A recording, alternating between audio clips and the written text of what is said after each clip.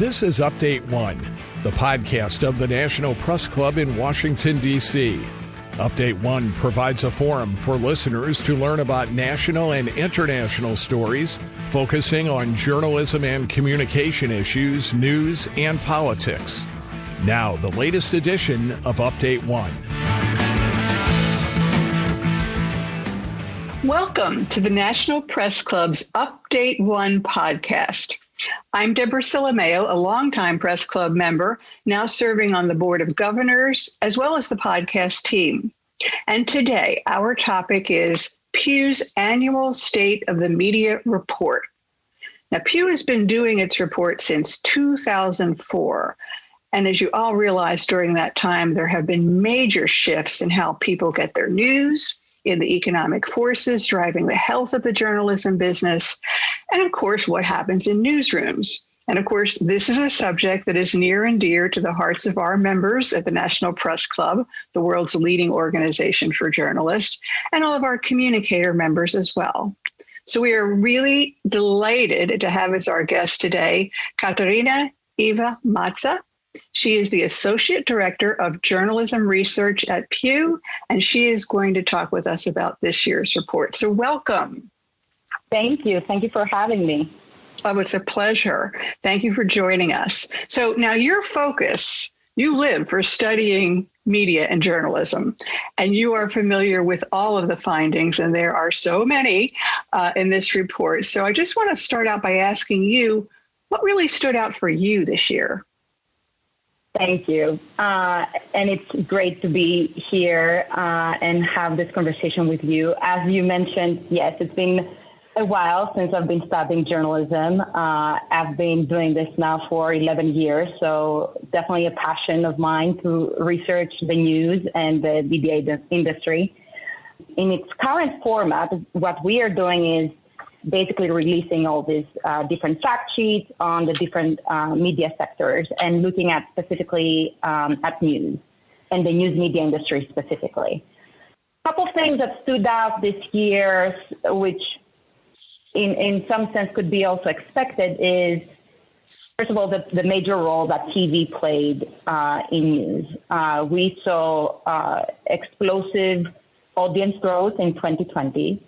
And that was primarily in cable television, where, in all three cable news channels that we studied, CNN, Fox News, and MSNBC, we saw data from Comscore that we use actually and analyze. We saw increases across the different day parts that we studied. For instance, Fox News average audience increased by 61% compared with 2019. And the same pattern was for CNN and MSNBC. So definitely that's something that I know I've been talking to a lot of journalists. It's something that it was expected. It was an election year.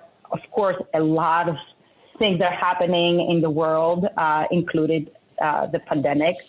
So that was to be expected. I would say the second thing that it was not maybe so much expected, but it was something new that we saw in the trends that we follow, had to do with newspapers. So for the first time since we've been studying newspaper circulation and the business model of newspapers, the newspapers that we study made more money from circulation than advertising. And that is a big development. That is something that shifted, and we see that flip in a way that it seems that it was, from the trends that we were following, that it's going to happen, and it happened in 2020. I wanted to ask you on the cable news findings. So Fox has nearly double the number of viewers as CNN and MSNBC. And I know, as you said, it was a political year, but what do you take from that? It's difficult to make assessments, right? We are an organization that doesn't really try to assign an explanation when the data is not showing something explicit. We are very careful about that. Definitely, I would say what we are seeing from the data is that we see these ups and downs, right? Like definitely election years contribute to viewership. That is something that it has been established. A lot of other researchers have shown it. There is almost an innate interest. We see that in surveys as well, where people are turning into news and they're following, especially news about a specific event very closely when it's happening. And on the survey side, so I'm going to sidetrack a bit here. On the survey side, when we asked this year a lot about COVID-19 news, but also election news, we did see that steady, closely following the news from Americans that we were asking about those issues. So in a way, that was to be expected. Definitely in 2020, we are seeing more of an explosive trend. So if you even see the graphic that we produced, so I welcome everyone to go and visit the report. We are seeing that even comparatively to 2016, that growth is really strong. There could be many explanations. I wouldn't want to make any suggestive arguments about it, but yeah, we are definitely seeing that difference in a way in 2020. Just something I saw that was related to that somewhat was the political ad revenue really shot up in 2020. And at first I thought, okay, well, that makes sense. It's an election year. But then looking back to 2016, which was also an election year, the ad revenue was more than double in just 4 years' time. So that seemed pretty remarkable. You're absolutely right. In general, I would say we are seeing a lot of these types of trends shifting even from 2016. But you're right, political advertising is one of them. And in general, advertising follows for TV specifically. And the data that we put out is for local TV companies, which the bulk of political advertising is actually directed to local TV companies and local TV stations. But definitely the part of advertising in general, of course, political advertising included, is a cyclical pattern. So you see election years, we are seeing this increases. Non-election years, we see dips in terms of political advertising and advertising overall. You're absolutely right that what we saw, and all this data is coming from SEC filings that we gathered for the local TV companies. What we saw is really a very strong increase in 2020. And as you mentioned, even comparatively to 2016, 2018, which was also an election year, and even going all the way back to 2012, we are seeing really strong increases. I would say that trend was somewhat foreseen even in 2018. Like in 2018, we already had seen much stronger political advertising spending. Like it was already much higher, even though a mid-year election year. It was even higher than previous presidential elections that we were tracking. So there was that trend already being going into that direction. And in a way, it was more established in 2020. I want to talk about that trend when it comes to social media, but I want to go back to something you brought up earlier, which was newsrooms now making more money from circulation than advertising. And for local papers, especially, newsrooms the advertising was really the golden cow, if you will, that was helping to pay for the journalism and so forth. And we've also seen a lot of cutbacks in newspaper newsrooms. So can you address what effect this might have on the quality of journalism and the health of a free press in America? Yes, it is a very accurate observation that while we're seeing revenue growth in a lot of the different sectors, that doesn't necessarily translate into newsroom growth when it comes to journalists, reporters, in terms of the newsroom employees, basically newsroom staff. And if I had to choose another key finding, let's say when you asked me in your first question, that would be my third key finding, that the trend of newsroom losses has not changed its course. we are continuing to see dramatic losses in newsroom employment. And the sector that suffers the most is newspapers. And when we're looking at newspapers throughout the U.S., not just the biggies, as we would say, but like, the wealth of newspapers that they're operating in the United States, that is very apparent that there are significant losses. And just to, give you a number in that, about that, 57% of newsroom employees have been lost, in a decrease of 57% since 2008. So 2008 to 2020, we're talking more than half of the newsroom, like the shrinkage that has happened is more than half. And that is significant. I mean, as we're thinking about the people that deliver the news, they're not there. Of course, we are seeing gains in the digital front on online news organizations, where we're seeing steady gains throughout these years.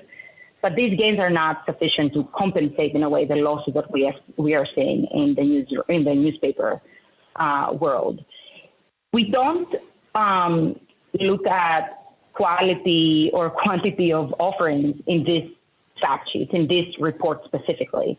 But we have seen in other research that we've done, especially when we ask Americans on their assessment of how they look at the news media today, their trust, and there are definitely an impact there. And just to give an example, a couple of years ago, we did a big study on local journalism, and we surveyed about it. And one of the things that we saw is that people really indicated that they have difficulty feeling connected to their local journalists, feeling that their local reporter is not embedded in the community. They don't necessarily understand their local environment. So definitely, as we're thinking about these connections, right, about newsroom employment and what does that mean for Americans, there is definitely a connection there, and we are seeing that in our survey work when we're asking about these issues. Related to that, there are two other areas that I thought were really intriguing, and I want to make sure we talk a little bit about the explosion, I guess if you want to call it that, in digital media. And it seems like the lion's share of revenue is still going to Facebook. But you mentioned that there is growth in newsrooms in digital media. And more people seem to be getting their information from digital sources. So can you talk a little bit about how that portends for the future of the news business? Of course. It's a great question, and it's social media, but also the digital landscape has been in the core of our research for the past, I would say, at least 5-6 years, even before that. I mean, when I started, we were always talking about digital media. So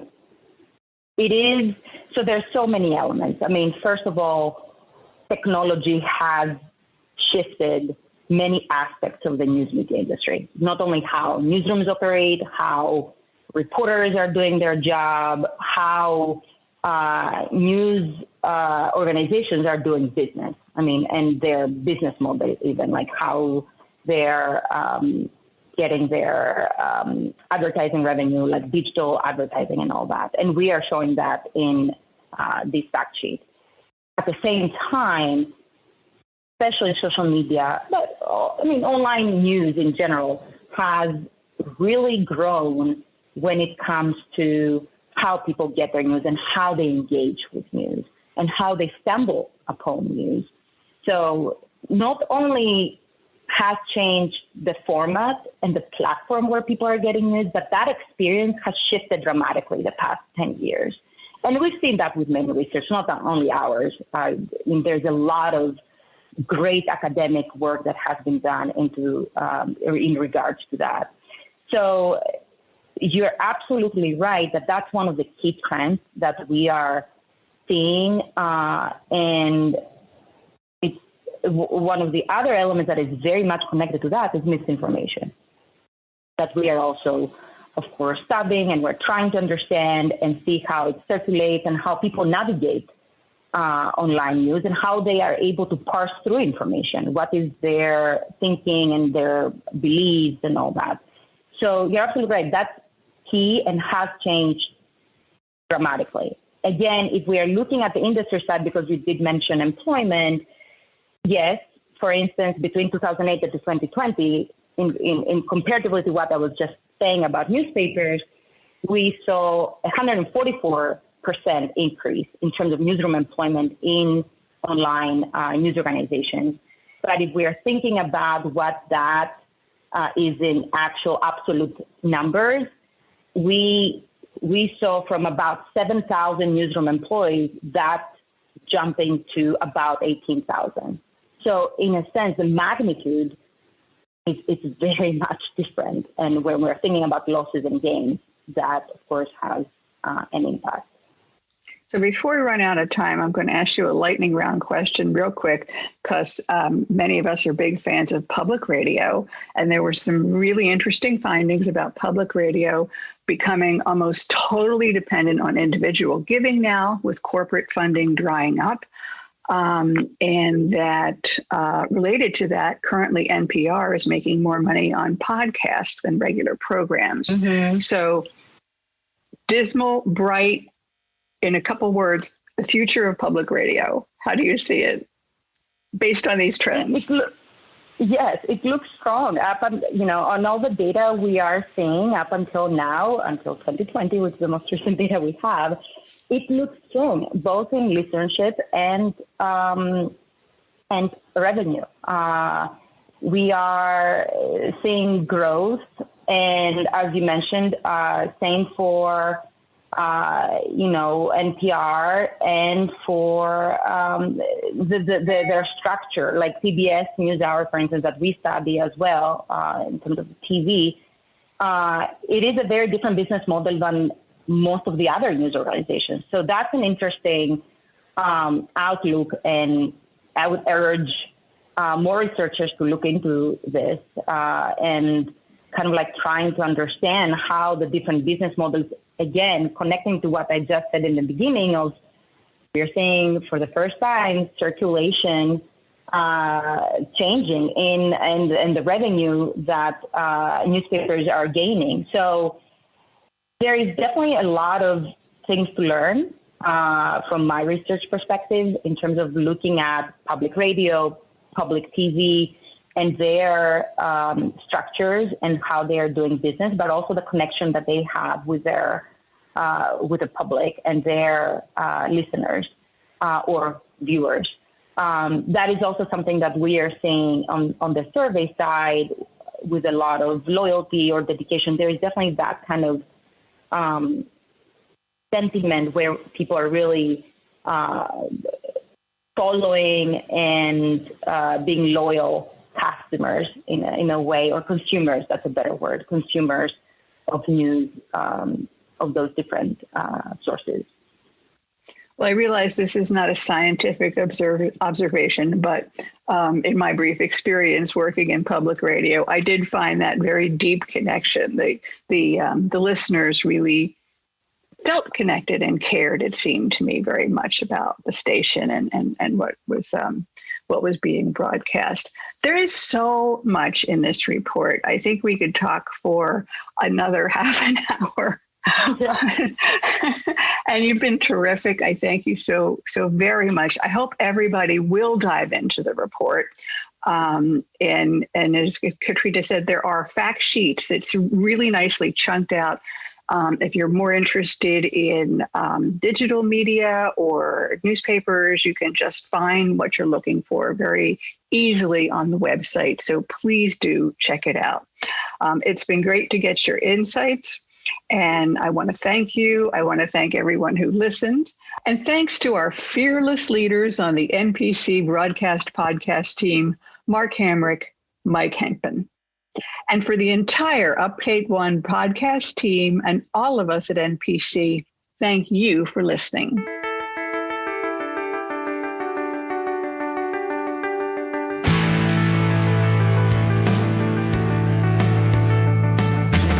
Update One is a production of the National Press Club's Broadcast Podcast Committee.